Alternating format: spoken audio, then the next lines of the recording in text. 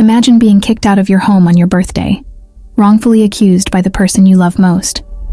This happened to Sarah, a devoted mother who faced all odds to raise her son alone. Today, she struggles to prove her innocence and win back her son's love. Stay with us to uncover how this gripping tale of sacrifice, betrayal, and love unfolds. You won't believe the shocking twist that forever changed Sarah's life. In New York, a city that never sleeps, there are quiet corners where life stories unfold away from the city lights' glare. In one such corner, seated on a park bench, was Sarah, a 55-year-old woman. Her eyes were red and swollen from tears as she watched the families around her, recalling the sacrifices she had made for her son, Mark. Sarah had dedicated her life to raising Mark after the untimely death of her husband, John. Alone, she faced all challenges, working day and night to provide him with a worthy life. "I did everything for you, Mark," she thought, feeling the weight of years of hard labor in her tired body. She remembered sleepless nights, juggling 2 jobs just to ensure Mark lacked nothing. "You were my reason for living," she whispered softly, her voice trembling with emotion. As she watched the children playing in the playground, her mind wandered through the tough and happy moments she had shared with Mark. She remembered his graduation, the sparkle in his eyes when he received his diploma. "I was so proud," she thought, letting a small smile slip through her tears. On the other side of the park, a young woman with curly blonde hair approached. It was Jenna, a longtime friend of Sarah.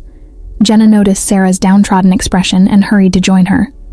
"Sarah, what happened? Are you okay?" asked Jenna, concerned, sitting beside her. Sarah looked at Jenna, the pain evident in her eyes. "Oh, Jenna, it's so hard. Emily accused me of terrible things, even of stealing money from the house. Mark believed her and kicked me out.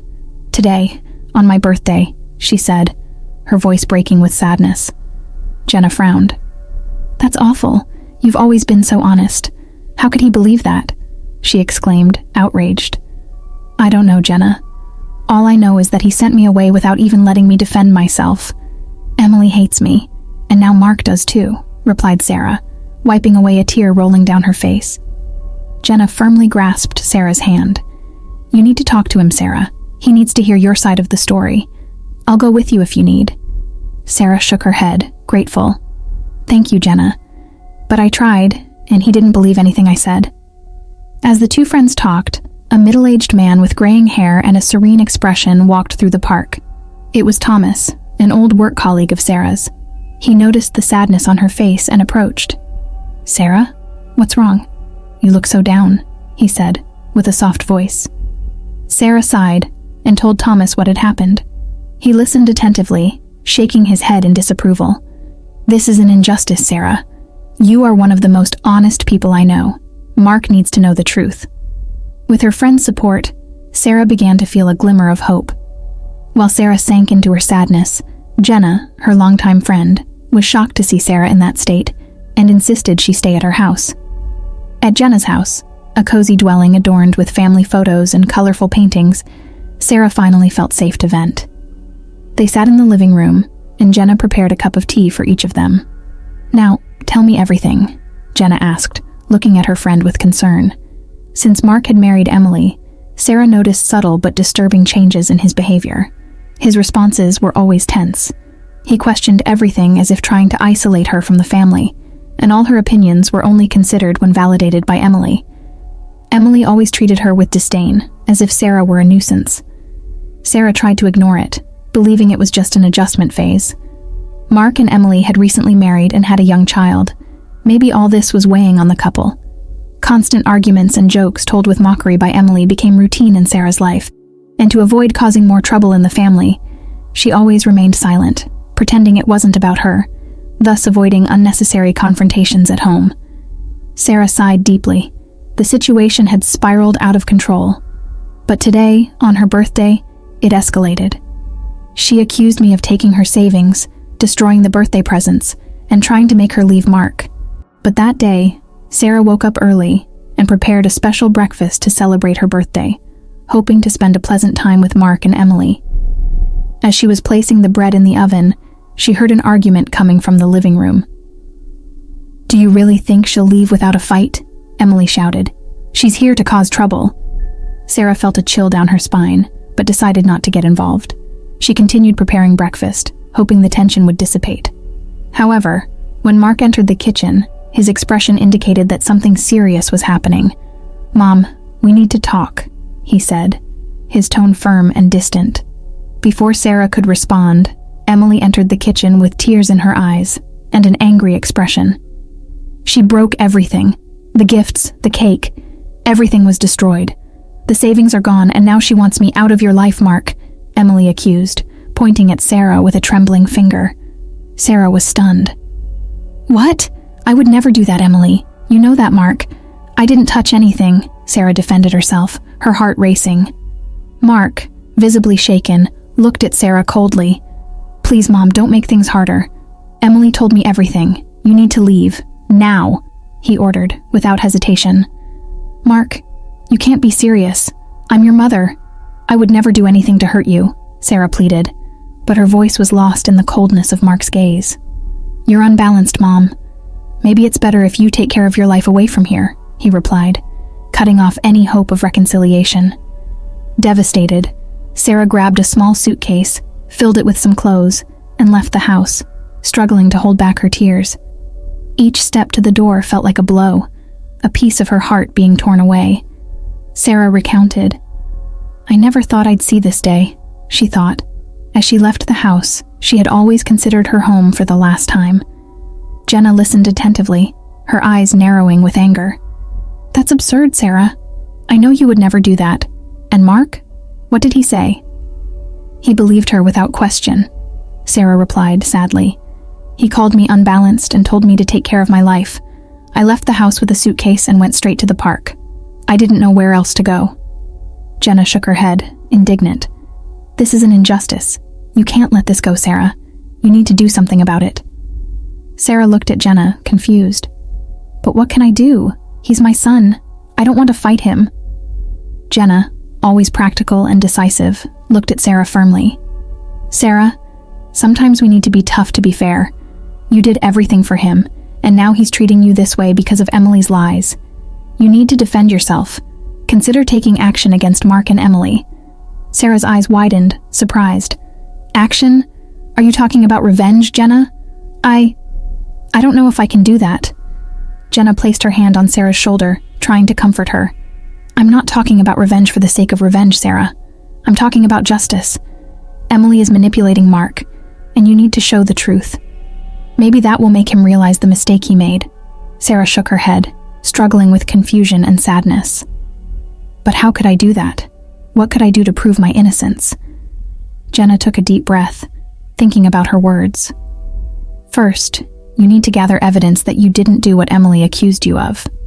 There might be witnesses or security cameras that can prove your innocence.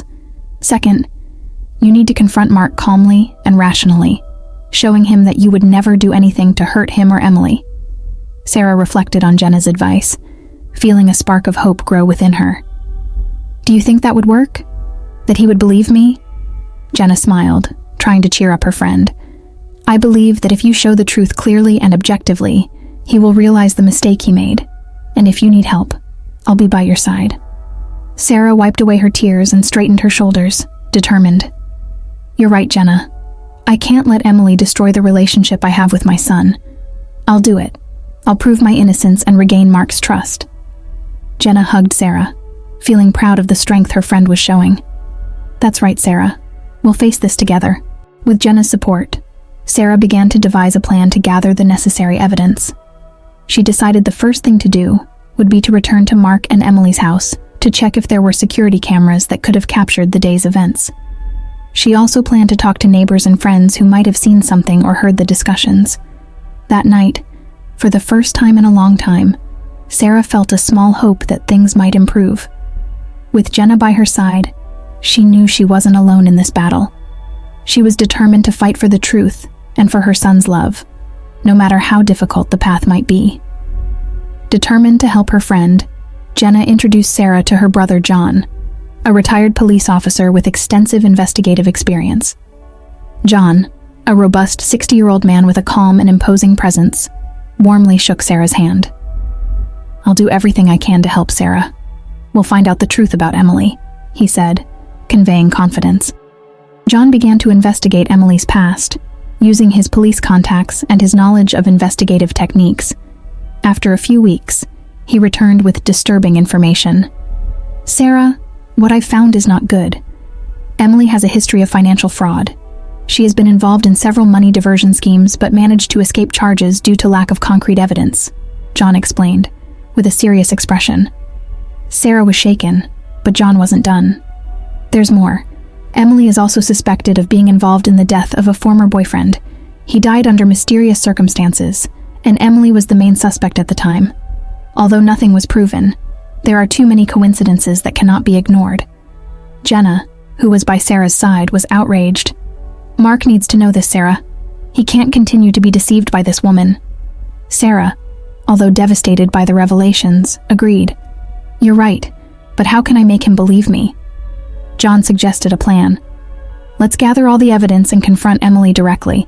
Mark needs to see the truth with his own eyes. On the day of the confrontation, Sarah, Jenna, and John met at Mark and Emily's house. Sarah was nervous but determined. I have to do this. Mark needs to know the truth, she said, trying to stay calm. Emily answered the door, surprised to see the three of them.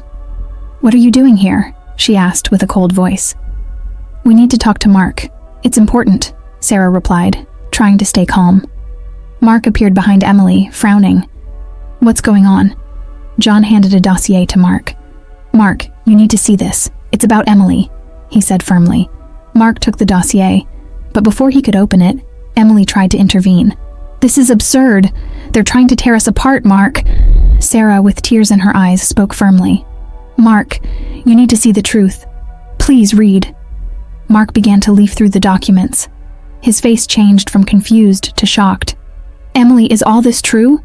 You have a history of fraud? And these suspicions about the death of your ex-boyfriend? Emily, realizing she was cornered, tried to defend herself. Mark, I can explain. All this is a misunderstanding. But before she could continue, Sarah intervened. Mark, I just want you to see the truth. I would never do anything to hurt you. Mark was furious. I don't believe you, Mom. Ever since Emily came into my life, you've been trying to drive us apart. You never liked her. Sarah, shocked by the accusation, responded. That's not true, Mark. I only want the best for you. Emily, realizing the situation was getting out of control, decided to act quickly. Mark, she's lying. She wants to destroy our marriage. You need to send her away. Mark, still holding the documents, looked at Sarah coldly. You need to go away, Mom. I don't want to see you here anymore. Sarah, devastated, tried to argue. Mark, please, you can't do this. I'm your mother. Mark was adamant. I've made my decision. Leave and don't come back. With tears in her eyes, Sarah left the house, feeling more betrayed than ever. Jenna and John followed her, trying to console her. We'll figure out a way to fix this, Sarah, Jenna said, determinedly. As they walked to the car, Sarah looked at John. What do we do now? John, with a resolute expression, replied, We won't give up. We'll keep investigating and find a way to prove the truth to Mark. He needs to know who Emily really is. Sarah, although disheartened, felt a new determination grow within her. I won't give up on my son. We'll do this. With Jenna and John's support, Sarah was more determined than ever to fight for the truth and reconciliation with her son. She knew the path would be difficult, but she was willing to face any challenge to regain the love and trust of Mark. Sarah and John took the evidence to the police, presenting a complete dossier on Emily's history. As John continued his investigation, he discovered something even more disturbing. There were suspicions about Emily's involvement in the death of her ex-boyfriend Michael, who died under mysterious circumstances. Witnesses from the time reported that Emily and Michael had a tumultuous relationship, marked by jealousy and constant arguments. Additionally, a close friend of Emily's, who knew too much, mysteriously disappeared shortly after Michael's death. The police never found any clues about the whereabouts of this friend. The detective, an experienced middle-aged man named David, leafed through the papers attentively. This is very serious. We'll start an immediate investigation, he stated with a grave expression. In a short time, the police gathered additional evidence, including testimonials from former acquaintances of Emily and financial records that confirmed the frauds. Emily was arrested at her home, under the astonished gazes of the neighbors and a completely lost Mark. In court, witnesses came forward to testify about Emily's manipulative and dangerous behavior. Documents that John had discovered were presented as evidence, linking Emily to various crimes. The disappearance of her friend was a crucial point in the trial, and although the body was never found, the circumstances surrounding the disappearance were enough to influence the jury. During the trial, sordid details about Emily's past came to light. "She's always been a manipulator," testified a former coworker. "I never thought she would go this far." The lawyers presented irrefutable evidence of her involvement in financial frauds and circumstantial evidence linking her to the death of her ex-boyfriend and the disappearance of her friend. Emily, seeing her empire of lies crumble, tried to claim innocence, but the evidence was overwhelming. "The court finds Emily guilty," announced the judge, sentencing her to a long prison term.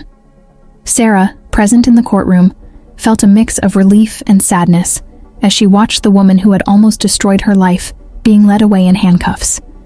The revelation of Emily's true nature left Mark devastated. He felt a mix of anger, shame, and regret for having believed Emily's lies and for treating his mother, Sarah, so harshly. The impact was overwhelming, both emotionally and financially. Mark was devastated. Not only had he lost his assets, but he also faced a huge emotional crisis. "How could I have been so blind?" he murmured day after day, feeling betrayed and humiliated. Mark was in a state of shock when Emily was arrested. The house had been sold, and his savings depleted. With nowhere to live and no money, he found himself helpless. Friends and family, who initially supported his marriage to Emily, now avoided him, leaving him even more isolated. Emily's mother, a stern-looking woman with a soft heart, approached Sarah after the trial. "Sarah, I know my daughter did terrible things, but my grandchildren, they need someone to take care of them while all this is resolved," she said, her voice filled with guilt and sadness. Sarah, with a heavy heart, looked at Emily's mother. "I understand. I don't want them to suffer because of their parents' mistakes. I'll take care of them." Sarah took the grandchild to her home, trying to provide a safe and loving environment for them. "You are safe here," she said, hugging the child, trying to alleviate the fear and confusion they felt. In the midst of the chaos, Mark sought Sarah. He was repentant and humiliated, recognizing that he had made a serious mistake. With tears in his eyes, he asked for his mother's forgiveness. Sarah, despite the pain she still felt, embraced her son, realizing that the first step to healing was forgiveness. Mark, still struggling to deal with the collapse of his life, visited his son regularly. "I'm sorry, Mom," he said during one of these visits, his eyes filled with tears. "I don't know how I could have been so naive." Sarah, with a gentle but firm look, replied, "What's important now is to rebuild our lives. We'll get through this together." Over time, Sarah and Mark began to rebuild their relationship. "You've always been strong, Mom. I need that strength now," Mark said, beginning to find a way to emotional recovery. Over time, Linda's house became a place of refuge for Mark. Linda and her brother John provided all the necessary support, helping Mark find a new job and a place to live. John even managed to recover some of the money Emily had stolen, restoring a sense of justice to the family. The community, seeing Sarah's struggle and resilience, began to offer support. Friends, neighbors, and even strangers came together to help the family get back on their feet. "You're not alone," Jenna said, as she helped Sarah organize the house and take care of her grandchild. Despite all the difficulties, Sarah found a new purpose in taking care of her grandchildren and helping Mark recover. She knew the road would be long, but she was determined to walk it with courage and love. "We'll come out of this stronger," she thought, looking at the family gathered around her, feeling a new hope blossom in her heart. Sarah went through a period of self-reflection, often sitting in her favorite spot in the park, where she used to take Mark when he was little. As she watched the leaves fall, she pondered the choices she had made throughout her life. Could I have done something different? She wondered, mentally replaying the events of the past few months. She was torn between the desire for revenge against Emily and the unconditional love she felt for her family. I can't let bitterness consume me. That will only push Mark and my grandson further away, she reflected. She remembered Jenna's words. You are strong, Sarah. Stronger than you think. In the end, Sarah decided to move forward, free from Emily's toxic influence. I need to focus on what really matters. My family and our future, she told herself, feeling a new determination grow within her. Focusing on rebuilding her relationship with Mark was a challenge, but she was determined to regain his trust and love. Son, I know we've been through tough times, but I want you to know that I'll always be here for you, she said, looking into Mark's eyes during a family dinner. Mark, visibly moved, held his mother's hand. I know, Mom, and I'm here for you too. We'll get through this together. Day by day, Sarah and Mark grew closer. The grandson, under Sarah's loving care, began to feel more secure and happy. Grandma, you're the best, the little one said, hugging Sarah tightly. Finally, Sarah decided to meet Jenna for one last conversation before moving forward with her plans. They met at the same cafe where they had first discussed the problems with Emily. Jenna, I don't know how I could have gotten through all this without you and John. You were my rock, said Sarah, holding her friend's hand with gratitude. Jenna smiled, her eyes shining with unshed tears. You are stronger than you think, Sarah. I'm so proud of how you handled everything. Sarah took a deep breath, feeling an inner peace she hadn't felt in a long time. Thank you for everything, Jenna. Now it's time to move forward. I want to focus on my future, be stronger and more independent. Jenna nodded. And you will succeed, Sarah. I know you will. Sarah said goodbye to Jenna, hugging her warmly. See you soon, friend. We'll meet again soon. With a new sense of purpose, Sarah returned home. She prepared dinner for Mark and her grandchild, feeling more confident and hopeful. As she set the table, she thought, I'm ready for whatever comes. With my family by my side, I know I can overcome anything. Sarah's story is a testament to resilience and unconditional love. Free from the shadows of the past, she prepared for a better, stronger, and more independent future, knowing that the love and support of her family would always be the foundation of her strength.